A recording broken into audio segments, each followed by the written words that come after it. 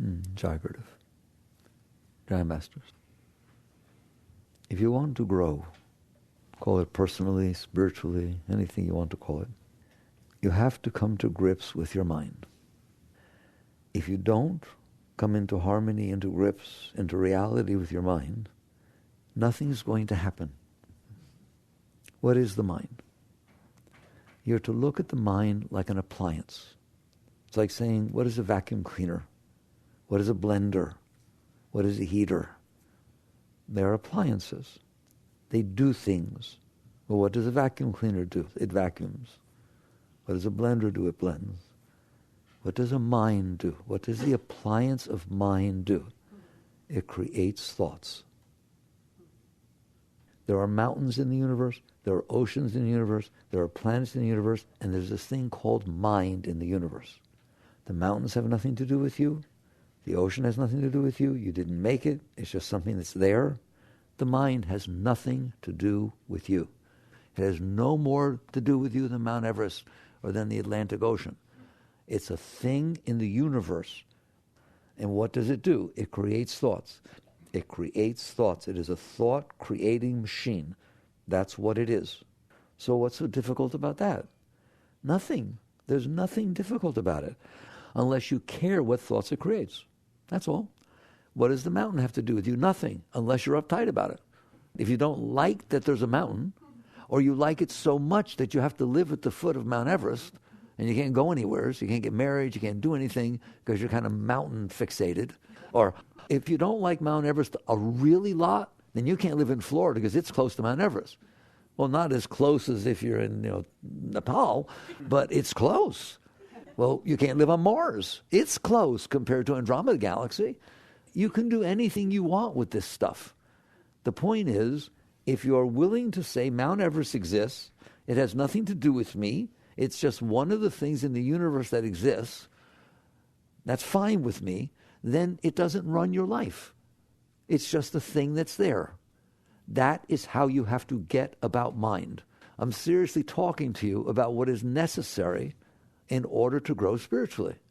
If you are uptight about Mount Everest, don't talk to me about having a business. Don't talk to me about getting married. Don't talk to me about growing spiritually. Don't talk to me about God, because all you're involved in is Mount Everest. It is the same thing with your mind. If you can't see that you have a mind and it creates thoughts and they have nothing to do with you, nothing. Every thought is exactly the same. It's like every mountain is the same. It's a mountain. The oceans are the same. There are bodies of water. The planets are the same. They're little planets spinning around outer space. Every single thought the mind creates is exactly the same as any other thought. It's a thought.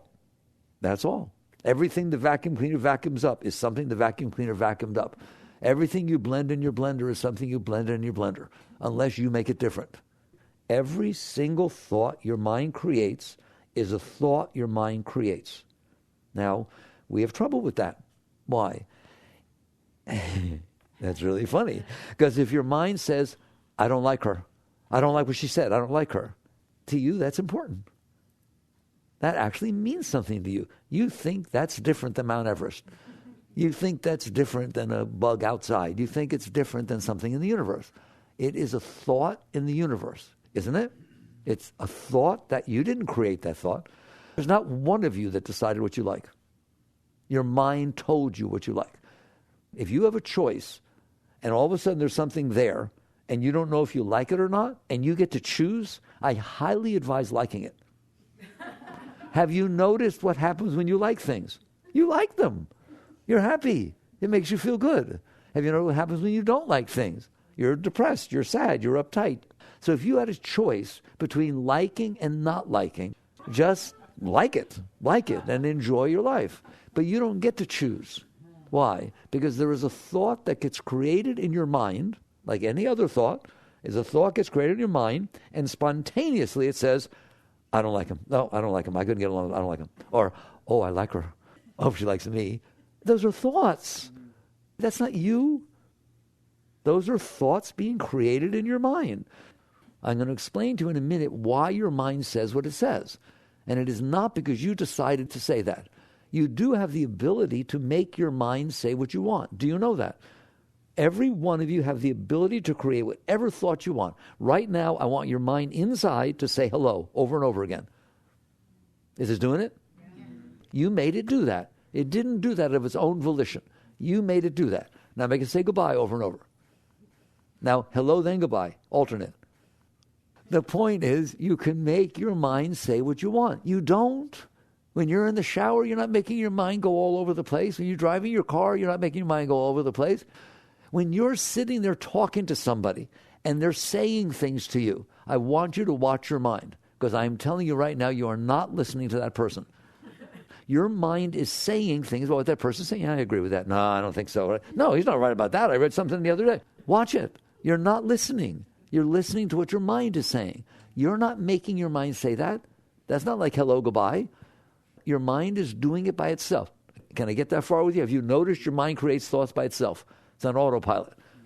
Why does your mind create? First, I can tell you why it creates thoughts, and I can tell you why it creates the thoughts that it creates. I don't even know you, and I guarantee you I'm right, and I'm not psychic. Why does the mind create the thoughts it creates? For the same reason that if you fill your vacuum cleaner bag, since I'm on vacuum cleaners, if you fill your vacuum cleaner bag so full that it can't hold any more, guess what comes out? The stuff you vacuumed in. What comes out is what you filled the bag with. Now it can't hold anymore, so it spills over. That's why your mind says what it says. You have filled your mind with past experiences, haven't you? And mostly negative ones. If anything ever hurt you, if anybody ever said something you didn't like, or if you even thought that maybe somebody said something you didn't like, you stored it inside. What do you do when things happen out here that you don't like? They don't feel good when they get inside. Do you hug them and kiss them and embrace them thoroughly and say, oh, thank you for coming to me. I love you so much. Hope you enjoy your journey through the universe. No. You say, get away from me. I don't like you. I don't want to feel this. I don't want to think this. I don't want my heart to feel this. You do what we call resist. You resist a vibration coming into you that is uncomfortable. How do you resist? The same way you resist outside. If something's coming towards you, somebody throws a baseball at you or something, you throw your hands up, don't you? You push it away. Somebody's coming too close, you push them away. If a dog is coming towards you, you throw a stick at it. You do something. You resist so that it doesn't come closer, because you don't even like it where it is, and heck, I'm going to let it come closer. That act of resisting vibrations that come into you is what Freud meant by suppression. He studied the mind, the thoughts it created, and he said that we suppress things. We repress and suppress things. What does that mean? You don't need to study psychology. You do it every day of your life. We call out to Sally. Hi, Sally, how are you doing? That's your friend Sally. And she doesn't say hello. She just keeps walking. How you doing in there? Not so good. What do you do about it? You try to get rid of the yicky feeling.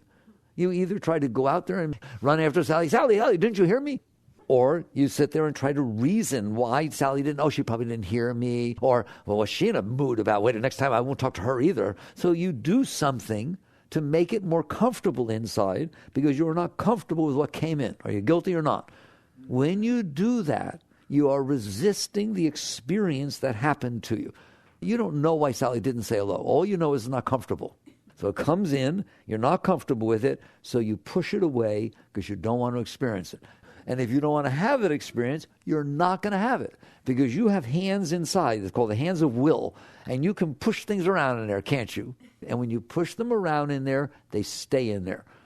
That's the most important thing you have to understand. They don't go somewhere. They don't dissipate. Do they die over time? Because if they did, there would be no science of psychology. Because the entire science of psychology says everything you stored in there is still there. Basically, you stored stuff in your mind. What stuff? The stuff that happened.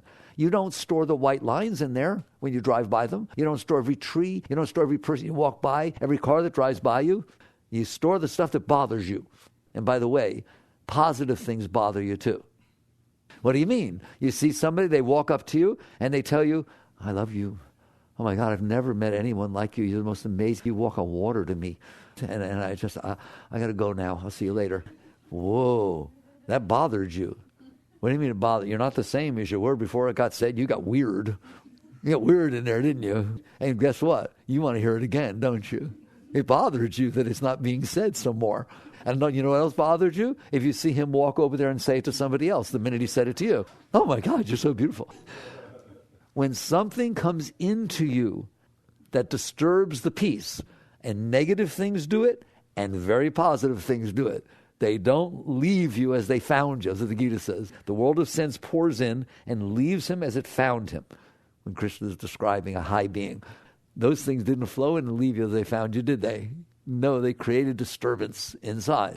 So these impressions, they get left inside. Why'd they get left inside? Because you kept them inside. You didn't want to have the negative experience, so you pushed it away, so it stayed there.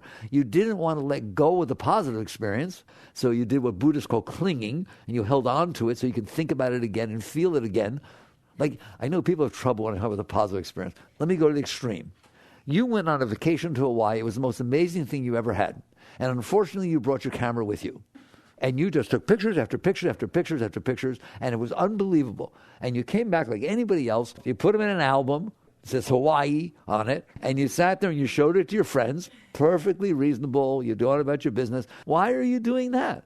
Because it was an experience I had that I really liked, and it must be nicer than the experience you would have right now. Otherwise, you wouldn't be wasting your time looking at the experience that you had before. I'm going to go to extreme. So you do this for a few weeks, a few months, a couple of years, every day, with everyone you meet, all the time, during lunch, dinner, at work. At what point do we say, something's wrong here? It's like, there are other experiences to be had. Just because you had that experience and it was nice, maybe there are other nice experiences. I know it's hard to believe, but that one happened to you. Maybe there are other ones to be had. And by the way, every single time you have a vacation, you go back to Hawaii. And you know what you do in Hawaii? You don't look around. You stay in your hotel room and look at the pictures you took from before, because this one may not be as nice, all right? And now, what if somebody did that? You would think they're nuts, wouldn't you? That's not a healthy way to live, is it? That's what you do. That's what you do with your positive experiences. You store them inside and you bring them back. And you compare every single thing that's happening with those experiences to see if it's happening the way you want it to happen. Is he behaving the way you want someone to behave? Why? Because somebody in 12th grade was nice to you and you remember that person. So your mind stores the things you stored in your mind. The mind will not naturally store these things. It passes right through. It comes in, makes an impression on the mind so that you can experience it, and then it passes. Just like when you watch TV. You have flat screen TVs. Does the image stay on the screen after it's done? That wouldn't be any fun, would it? You start to watch the news and there's Rambo behind it. Of course, the news looks like Rambo nowadays, but anyways, you got that stuff going on. No, the picture goes, it's there, and then it's gone. Where does it go? It just dissipates. It goes away. That is what your mind was made to do. That is what we call the clear mind, the empty mind, the void the Buddhists talk about, is your mind receives the messages coming in through the senses. It makes an image like a flat screen inside your mind, and you, the consciousness, I forgot to talk about you. You in there? I didn't check you out yet. You all in there? You're in there, and you're looking at what's going on in your mind, aren't you? So you see the image. Here's an image of this. Here's an image of this. Somebody says something. It all comes in back here, and it renders in the mind. And you pay attention to it. Very good. Then it's gone. And then the next image comes in. That is what the mind is meant to do. Now, there are other things you can do with your mind. We'll talk about those in a moment. But you can't do anything, because what you're doing is rejecting the images that come in, saying, I don't want to have seen what I saw. I don't want to hear what I heard. Or I don't want to go away what I saw, and I don't want to go away what I heard. So you're doing this clinging. You're doing this building in your mind, this garbage from the past, and all of a sudden your mind becomes broken. And that's why the mind is broken. So you store all this stuff in there. What will happen now is it won't sit quietly in there. It comes up in your dreams. It comes up during the day. You see something. Somebody's wearing a dress that reminds you of something when you were 15 years old, and all of a sudden all these thoughts come back up. Is that just me, or you notice that happens? Now, I just explained to you why your mind thinks what it thinks. That's why your mind thinks what it thinks. You know why a computer says what it says? Because of the data you put in it. I know computers very well. It doesn't know a single thing. You put data in it, ask it a question, and it will rearrange the data. Ask it the same question again, it'll come up with the same answer. Did you know you could take the most powerful computer in the world, put a set of data in it, and then run a program, and it will give you the same answer over and over again? Which means it must be right. I ran it 7 million times, and it gave the same answer 7 million times as the biggest computer in the world. It is only going to come up with the answer based upon the data that's in it. Change the data and tell me what it comes up with. That's what's going on in your mind.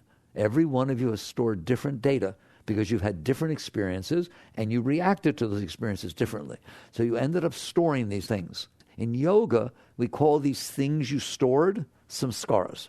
Positive and negative samskaras. They are impressions. That's what the data is called, samskaras. That's from the Upanishads, thousands of years ago. So basically, it comes in because you resist it, either because you liked it, you cling to it, or you didn't like it, so you resist it. You stored it. Once it's stored in there, it is going to get hit by things that happen in everyday life. They will remind you of it. You saw a snake. It scared you, so you stored it inside. Now all of a sudden you hear a baby rattle. You freak out. You go run under a bed. Or you see a rope. That didn't happen before you saw the snake. When you heard the baby rattle before, you giggled. Now you saw a rattlesnake. Now next time you hear a rattle, you get all scared. These are just impressions that got left within your mind because you couldn't handle things. You couldn't handle the reality of what was happening to you, so you resisted it. And now you store this stuff. And now what happens, because it's stored in there, you built a layer, a veil inside your mind so that when things happen outside, they stimulate those samskaras. They stimulate that veil, and it starts interpreting things, seeing things based upon your past experiences.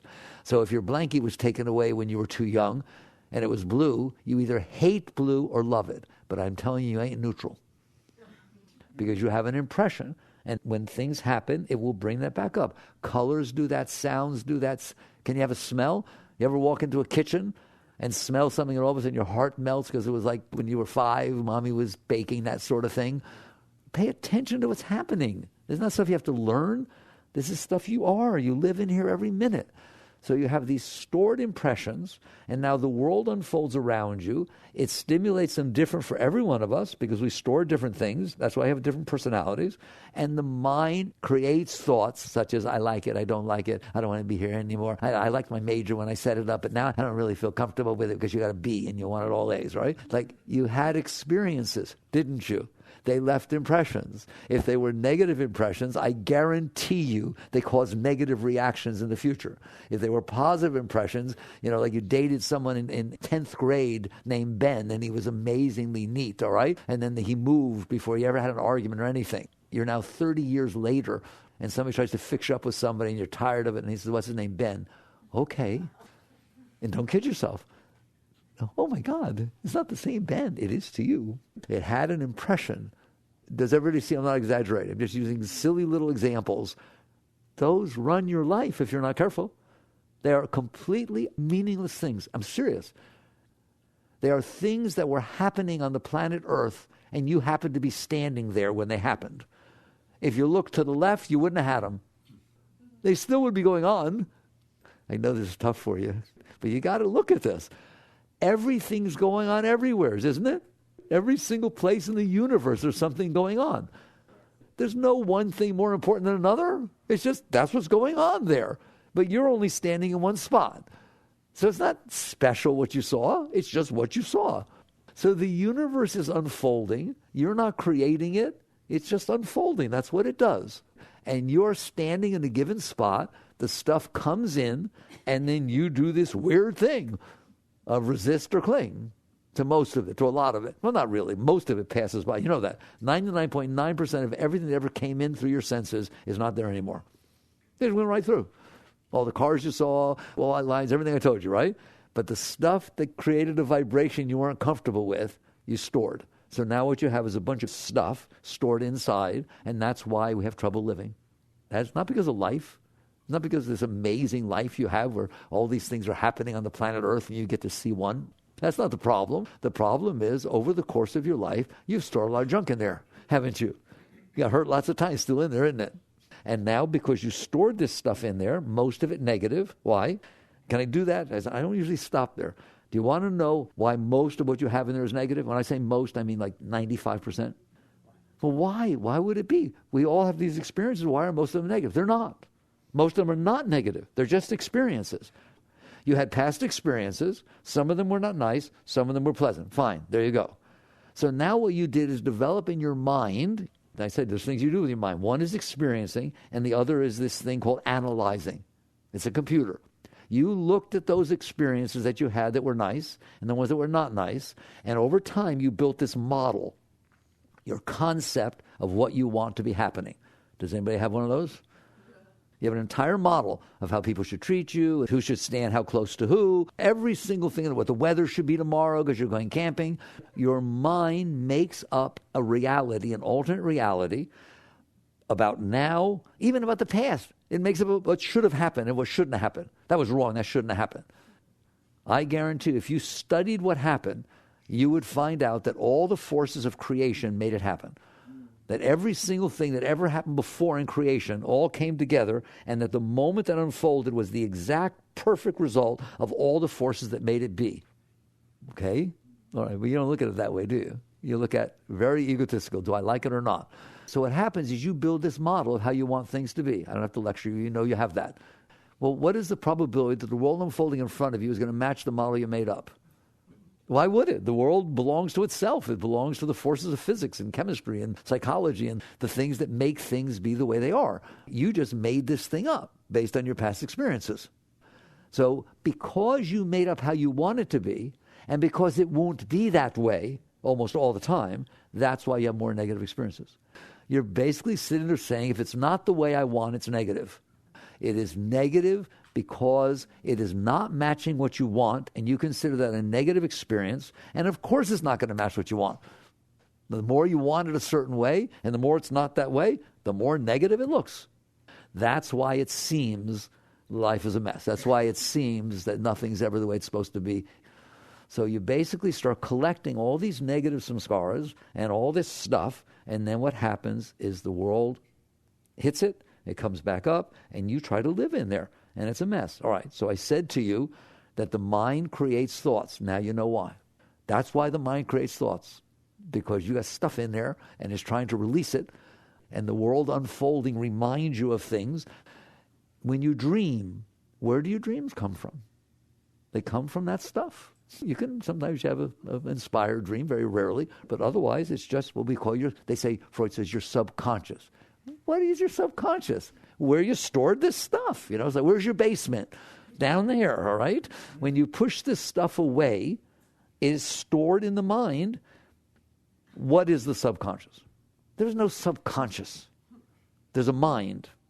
If you take the stuff you don't want to deal with, that you don't want to think about, you don't want to have experienced, and you push it away and refuse to look at that part of the mind, that's the subconscious. It's the part you don't want to look at. If I don't look at that side of the room, there's somebody over there, I'm afraid, I don't want to look over there. Is that a different part of the room? No, only to me. Your subconscious doesn't bother me at all. I'd look at all your stuff, and you'd look at mine. It's because you don't want to look at it. You pushed it away, and then you're saying that's the basement. That's the subconscious. This is important stuff, all right? Imagine if you had your whole mind back. That's what we're talking about. I'm not trying to be negative here.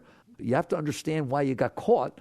And understand you want a jailbreak? You better study the thing. Understand how to get out of here. So the mind is beautiful. It is beautiful. It's a gift that was given to you. It is able to experience the outside world, render it so you can experience it, because you're way back in here somewheres. So your senses pick it up, it renders in your mind, and then you watch it inside your mind. Then it passes. It's called Be Here Now. And that's how you're supposed to be living your life. The current moment is the reality. It is. The current moment is the reality. The rest is mine. All right? Only the current moment exists. And so it comes in, you experience it. But you can't do that. Why? Because I resisted the stuff from the past. It got stored inside of me. It got stored with all the power that I didn't like. And now when she says something or doesn't say something or sits somewheres that I don't expect, all my stuff comes up. And I start feeling jealous. I start feeling insecure. I start feeling scared. I start feeling desirous. And now my whole life, if you're not careful, you don't listen to me, your whole life will be reacting to what came up inside of you. I feel jealous. Okay, now I'm going to spend next days of my life figuring out what to do about that. It has nothing to do with what's happening outside. It has to do with it hit something inside of me. I feel insecure. All of a sudden you're dealing with your stuff inside instead of dealing with the reality that's unfolding outside of you. Most people never, ever live one day of their life. They live the reactions that happened inside of them because of every moment that takes place. That's why the mind is the way it is. So the mind is beautiful. It's perfect. It's a Cray computer. You can do whatever you want with it. This is what you did with it. You broke it. You stored this stuff in there. It is not going to stay in there. And all the stuff relates itself to what's going on out there. And now it starts getting uncomfortable inside. Of course it's uncomfortable. Well, can I say that? Is it uncomfortable inside? Yeah, it's uncomfortable inside. No, I meditate. I do mantra. Why? I'm serious. I like that you meditate. I like that you do mantra, right? What would be happening if you weren't doing mantra? Oh, what would be happening if you didn't? Oh, you understand that? The garbage would be coming up. Okay, I like that you meditate. I like all this stuff. But I want that garbage out. I want you to be liberated. I want you to be free. I don't want that stuff in there anymore. I want every moment of your life to be what happened when you went to Hawaii the first time. I'm very greedy for you. I want every moment of your life to be the highest thing you ever experienced, and then the next one to be even higher, the next one even higher, every moment of your life. From the moment you wake up in the morning, no matter what happens, no matter what anybody does, no matter what, I want you to feel joy and excitement and enthusiasm and passion for what's going on and just embrace the moments that are unfolding. I want you to live life, but you're not living life, you're living mind. Do you see it now? That's where I started it, didn't I? Your mind creates thoughts. The mind is a thought-creating machine, and it creates thoughts.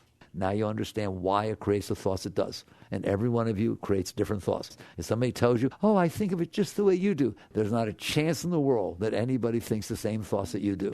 There's no soulmate. That's what your soulmate is. The thoughts match. Then they would have had to have every single experience you ever had, they would have had, and they would have had to interpret it the same as you did for the thoughts to come up the same. It don't happen, does it? So basically, you wake up and you realize, yes, I have a mind. How do you know I have a mind? It keeps talking. It never shuts up, all right? It just, even while Mickey's talking, it goes, well, I'm not sure. Oh, yeah, I had that experience. No, not like that. I think that, no, I'm not that bad. You have a mind. You're not your mind.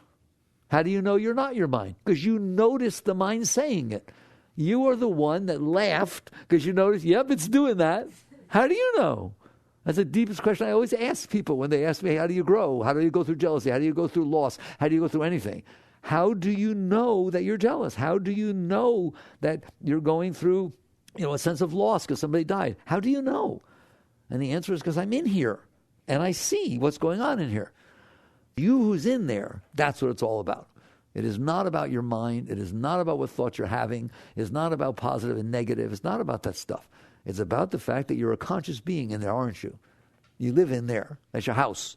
You better clean it up. But know that you are different from what you're watching. If I hold a picture in front of you and you see the picture, now I hold a different one, then a different one, and I ask you which of the pictures is you. You're going to say, none. I'm the one who's looking at the pictures. That's what I'm telling you about your thoughts. One pops up, another one pops up. One of them says, oh, this is so silly. I don't like this sort of thing. You look at it and you say, well, my mind's weird. It said that. And another one says, where's Joey? Where's Joey? Oh, my God. Where did he? I hope he's not with Sally. Same. They're just thoughts. You take your worst nightmare, put it inside his head, he can laugh. Squat to him. Where's Fred? Who's Fred? So get some distance and realize, yes, the mind creates thoughts. Now you understand why it creates the thoughts. I consider that pretty meaningless. If something happened to you 20 years ago and it left an impression inside of you and now 20 years later your mind's making up stuff about it, that's pretty meaningless stuff, isn't it? I don't think I'm going to live my life based on that. I want to live my life based on reality, based on what's actually happening, the real moment in front of me, not my reaction to it based upon the garbage I store from the past. How do I solve all this? Because if you live in there and you're doing that and you're trying to make the world match your garbage, you lose. Go take the richest people in the world. They lose. They got just as much garbage. Have you noticed? Nowadays we got a whole lot of billionaires running around, right? Go change places. You're going to basically find out that your wealth is not going to do it. If you're beautiful, if you're rich, if you get to travel all around the world in a private airplane, check it out. I always use the example. In 29, 30, with the crash, the top wealthiest, most together, so to speak, together, people in your society stood on the windowsill of the 30th, 40th floor of Wall Street buildings and threw themselves off. What is that? It means it didn't work too good, doesn't it? It means it's not true that you can fix what's wrong with you by manipulating the world around you to match what you want. It is not going to stay that way. You'll never get it that way. It's not that you did something wrong, that you haven't managed to get somebody to behave the way you want them to. You haven't managed to have a business the way you want it to be. No. What's wrong is the entire process of storing this stuff inside of you. Now when the world unfolds, it hits it, and what you're going to try and do is manipulate the world so when it unfolds, it only hits your good stuff and doesn't hit your bad stuff. And that's how everyone wastes their entire life. That's a waste of your life. If you're sitting there thinking, I don't know what I want to do. I want to think about my future, about what it can be. No, you're not thinking about your future. You're trying to think about a future that will match this garbage you stored inside. My future, no, I'll never get divorced. My parents got divorced. It was really painful to me. So if I ever get married, I have to make sure I'll never get divorced. I'm never getting married. People do that. So when you're dreaming of your future, you're remembering your past. You have no other basis to dream of your future except for the impressions you stored inside from your past. So one person is dreaming, I want to live in Alaska. I want to live in Alaska alone because something in their past, who the heck knows. And somebody else, as long as I don't live in Alaska. You've had these past impressions. Where in the world do you think your mind gets its thoughts from? From the data you stored inside. So when you're out there dreaming about what the future needs to be for you to be okay, you are remembering your past and projecting it in a way that makes it all feel good with your samskaras. They run your entire life. These past impressions that I spent all this time talking to you about, that you stored from the past because you couldn't handle them when they happen, are going to run your life. They're going to decide whether you're married. They're going to decide when you get divorced. They're going to decide whether you're happy. They're going to decide every single thing that you do, period. Because they are powerful, they are painful, and when the world unfolds and it stimulates them, you freak out. You get weird, and you try to do anything you can to protect yourself. All right. What do we do about this? I told you in the beginning. Your mind is going to create thoughts. Now you know how scary that is. Can you handle that? Can I handle what? That your mind's going to create thoughts? The answer is no. Well, you better learn how. You better learn to be able to watch your mind, it's called witness consciousness, be able to watch your mind create thoughts, see that with them comes a change in your heart. Have you noticed that your mind can make your heart feel certain things? When it remembers that thing that mommy did, it gets so weird in your heart. Yep, that too. They both are the result of this stored stuff. Can you get to the point inside, and the answer is you can. Can you get to the point inside where your mind creates a thought and you say thank you, but no thank you? But I really don't like this. I liked the job before, but they let so-and-so do the project I wanted to do. I don't like this job. Hey, careful. You find yourself with a resume that just stayed 2 weeks at every job. You don't want to do that. You don't want to listen to that. The mind's going to do that. If it doesn't get what it wants, it's a baby, isn't it? It throws a tantrum. You don't want to listen to any of that. You don't want to make changes in your life because your mind doesn't like something. You want to sit in here and notice that the mind does what Mickey says it does. Yep, there it goes. There it is, saying that stuff, all right? And it's going to tell you what it likes and what it doesn't like. You might as well, I used to train my mind, instead of saying, I like this or I don't like that, to sit there and say, my past experiences have made me like this. My past experiences have made me not like that. Not I. You don't get to use the word I. I'm the I. I'm the one who's watching you. Right? Your thoughts can't use the word I. The picture can't say I'm you. You're the one who's looking. Really, in truth, it is a complete absurdity that your mind gets to use the word I. No wonder you think it's you. It's hypnotized you. It's in there telling you, I am you. Listen to me. I don't like this. And I am you. So it's the silliest thing in the world. At least make it say, mind doesn't like this. Mind doesn't like this. Mind likes this. What are you doing listening to this stuff? You seen where it comes from? It comes from the garbage you stored inside. So through meditation, through mantra, through all these things that you use as spiritual techniques, they are just techniques. They're techniques to maintain the center of consciousness to where when the mind talks, you don't have to listen. That's what it boils down to. Hey, have you ever been in the presence of somebody who talks so much, they don't know what they're talking about, you just kind of tune them out? You just ignore them. Yeah, he's all right. He talks a lot. What were we saying? All right. But he's talking. It don't matter. Don't worry about it. That's how you got to get about your mind. It's just trying to find out what will make it feel better. That's all your mind is ever doing. Check it out. Every word it will say says, how does everyone need to be so I'm okay? How does the weather need to be so I'm okay? How does everything have to unfold so that I feel good about it? That's what your mind says. Oh my God.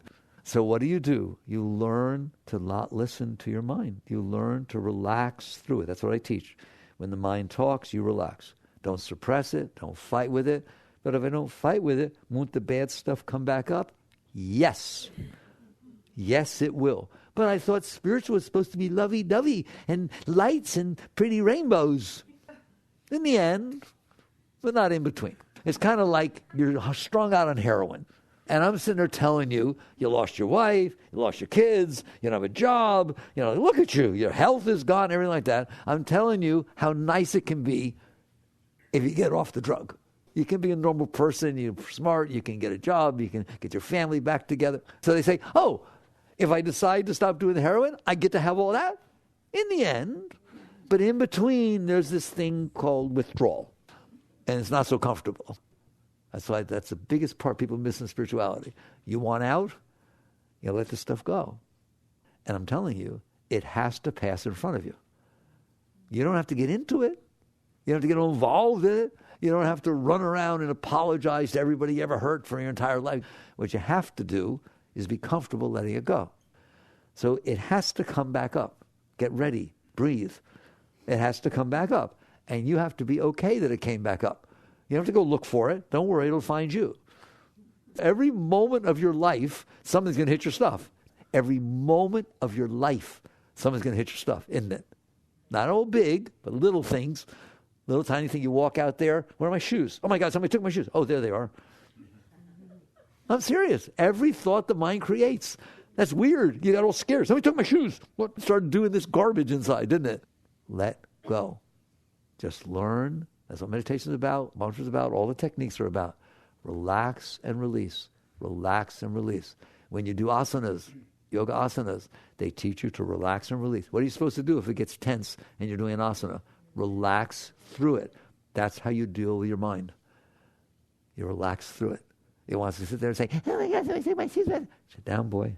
Just relax. Relax. You're going to find out that 95% of every drama your mind creates is meaningless. 95%. What if it rains tomorrow? We're supposed to go camping. Oh my God, like for an entire day, you ruined this day because you think you'd have a nice one tomorrow. That's ridiculous. If it rains, you'll play inside. I don't know. It doesn't matter. What matters is that you're not sitting there creating anxiety and tension.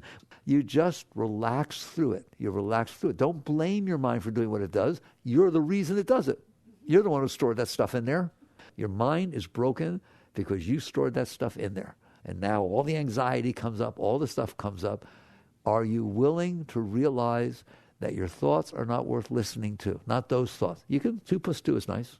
People say, my job is an appointment schedule in a doctor's office. By all means, look at the people that are coming, fit them inside the slots. The mind likes doing those kind of things.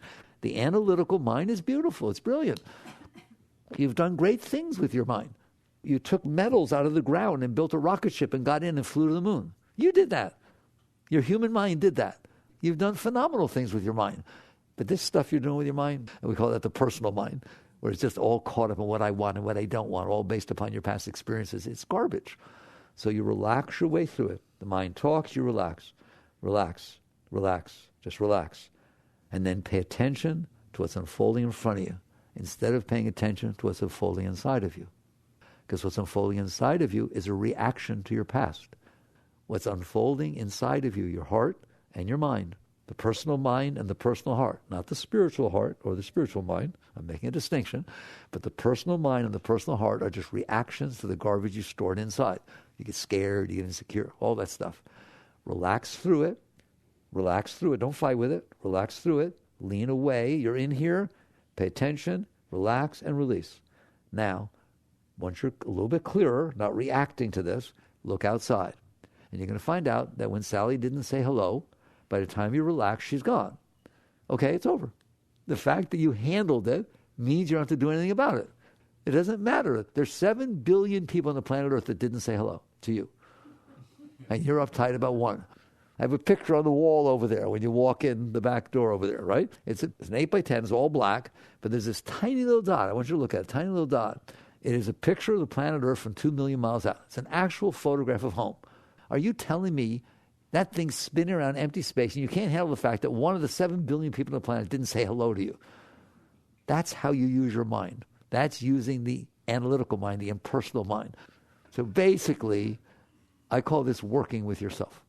You start working with yourself. Do you understand the mind better now? Your relationship to the mind is very straightforward. Under all circumstances, you are the one who notices what the mind is saying. Otherwise, how would you know it? Just let things go, and you're going to find out that you're back here. You're back here watching the mind. The more distance you get, the better off you are. Not by pushing the mind away, but by relaxing and releasing. The stuff will come up, like I said. So what? So what? So if something happened to you 20 years ago and it's still bothering you, it's not even happening anymore. It happened 20 years ago. Let it go. If it comes up, welcome it. Oh, have you been down there? Oh, I'm so sorry. I had you locked up in the closet down there.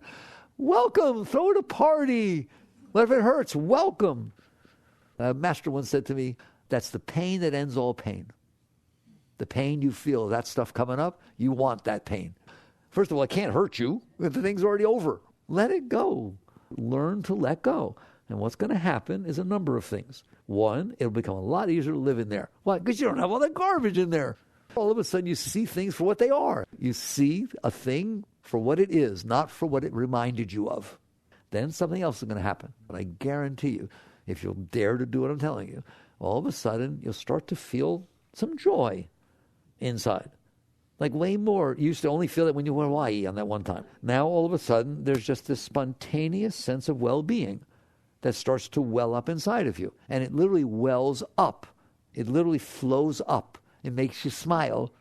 Your eyes become filled with light. You ever look at somebody's eyes when they're in love?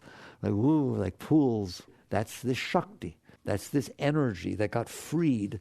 It starts to flow up. People call it spirit. They call it Shakti, call it Chi, call it whatever you want.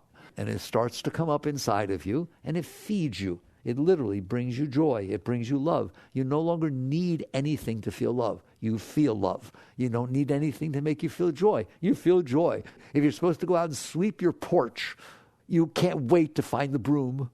You will feel enthused, inspired, turned on. Your mind will become clear and sharp because you don't have all that garbage pulling on your energy. That is what it means to liberate yourself. That's a free being, one whose energy flow, the Shakti flow, is free. Then it will get even higher. Then it will get even higher. Then it will feel like there's these torrents of rushes. It just comes up so strong, and now guess what's going to happen? You will all of a sudden be sitting there, and your mind will, no meditating, it just comes up so strong, your mind just shuts up. Why? Because it's so beautiful. Your mind doesn't talk so much when you're in the arms of your beloved, does it? If the mind likes what's happening, it shuts up, doesn't it? That's how you know that the reason the mind talks the way it does is because it doesn't like what's going on. It's trying to change it. It's always telling you what needs to happen for it to be okay. What happens when the mind is okay? What happens when you turn the corner and the sunset, this gorgeous sunset, catches you by surprise? Your mind shuts up. You say the following word: it blew my mind. It blew my mind. It was like a spiritual experience. I felt like I was in the presence of God. It did blow your mind. It was a spiritual experience, and you were in the presence of God. How do you like that? Because Meher Baba said, man minus mind equals God. In other words, you who's watching the mind is what's meant by man was created in the image of God. You know, the self, the Atman. We say Atman and Paramatman, same. So you who's watching the mind are the highest thing in the universe. What you're watching, not so high. So to the extent that you're able to let it go, you start to experience your Buddha nature. You start to experience the nature of your being, which is your consciousness, which is, in East we say Satchidananda, eternal conscious ecstasy. You'll start feeling these waves of joy welling inside of you, and they will never stop unless you start leaving them. So all of a sudden Sally doesn't say hello, and you have a choice. Stay in the ecstasy or be neurotic about the fact that Sally didn't say hello. Your choice. And you learn to always, always make the right choice. Why would you not? You just keep letting go, and guess what? It gets higher and higher. And I close off with Yogananda's words. He said, there is a river of joy that flows inside of you. Find it, go there, get in, and drown. Jagged.